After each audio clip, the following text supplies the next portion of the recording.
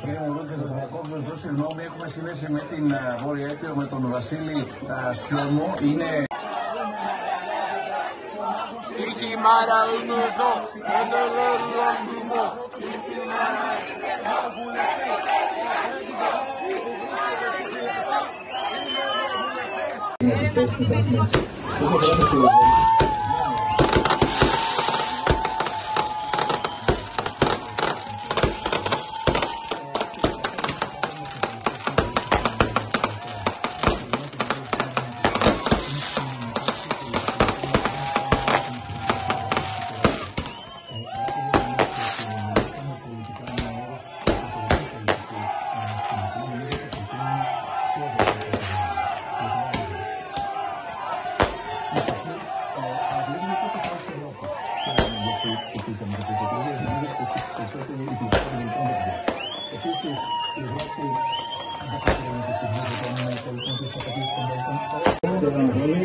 Ήταν ένα ευθείας σχόλιο, αλλά συνέβη ακριβώς το αντίθετο.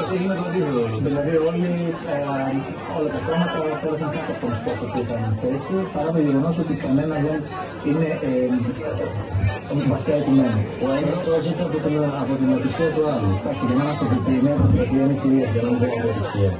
θα σας πω, είναι το κριτήριο του λαού σε αυτό.